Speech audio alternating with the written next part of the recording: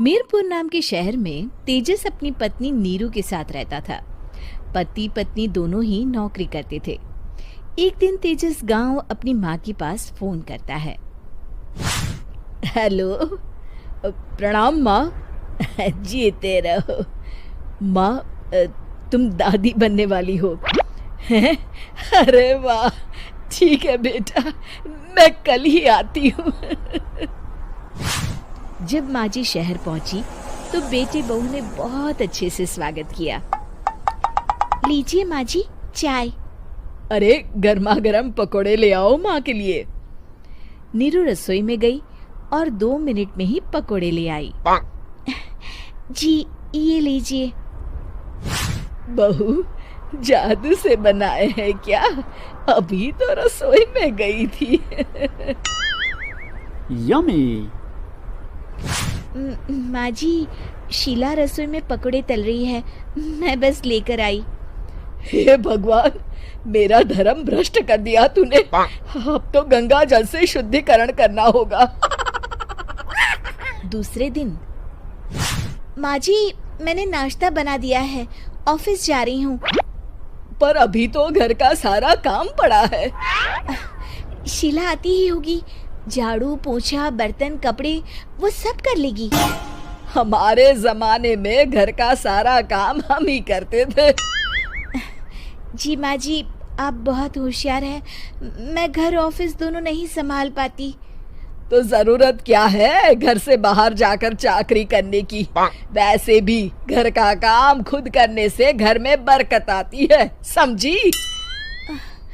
पर माँ जी।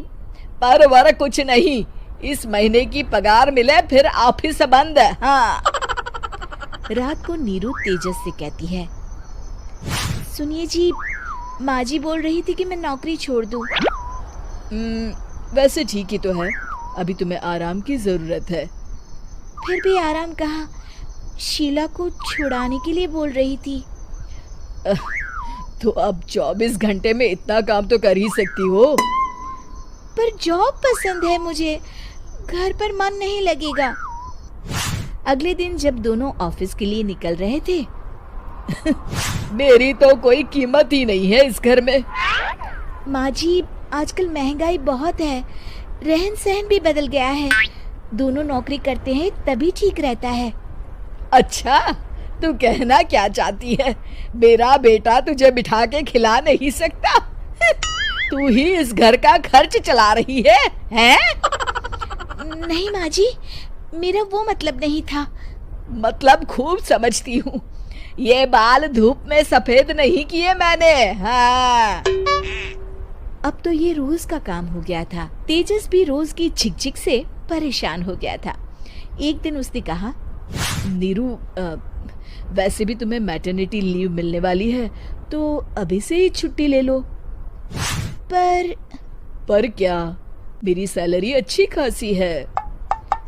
आखिर नीरू ने रिजाइन कर दिया। जब बच्चा हुआ तो घर में सब बहुत खुश हुए। कुछ दिनों बाद तेजस फाइल देख रहा था। क्या हुआ तेजस, कुछ परेशान लग रहे हो? हाँ, वो हमारी जितनी सेविंग्स थी वो तो हॉस्पिटल में और छठी के फंक्शन में खत्म हो गई है नीरू। और अभी वैसे मंदी चल रही है तो मैं बोल रही थी कल मुन्ना को हेपेटाइटिस का टीका लगवाना है। नीरू, क्या पोस्टपोन नहीं कर सकते? नहीं जी, बिल्कुल नहीं। अब तेजस को समझ में आ रहा था कि उससे गलती हुई है। पैसों की कमी का असर घर के माहौल पर भी पड़ रहा था। अगले दिन, बेटा मेरा चश्मा और ये दवाइयाँ ले आना, पर्चा देते हुए माँ जी ने कहा। जी। तेजस, मुन्ना के लिए दूध का डिब्बा और डायपर भी ले आना, और ये किराने के सामान की लिस्ट है, इसे भी लाना है। तेजस गुस्से में लिस्ट मरोड़कर फेंकता है और चिल्लाता है, पैसे क्या पेड़ पर उगते हैं? ये ले आना, वो ले आना। अरे पर ये जरूरत का सामान ही है। वो गुस्से में बिना कुछ कहे ऑफिस चला गया। अरे लंच तो ले जाइए। नीरू दौड़कर डिब्बा पकड़ाती है एक दिन खाना खाने के बाद, नीरू, अब तो मुन्ना कुछ बड़ा हो गया, तो अब तुम वापस ज्वाइन कर लो ना जॉब। पर इस रिसेशन में जॉब मिलना बहुत मुश्किल है। ट्राई तो करो। फिर मुन्ना, माँ जी है ना, और एक फुल टाइम मेड भी लगा लेंगे। पर माँ जी, उन्हें तो पसंद नहीं। तभी माँ जी वहाँ आ जाती है और प्यार से नीरू के सर पर हाथ फेरते हुए बोलती है, अब मेरी समझ में आ गया बहू, पहले के और अब के समय में अंतर है। तुम काम शुरू करो, मुन्ना की जिम्मेदारी मेरी।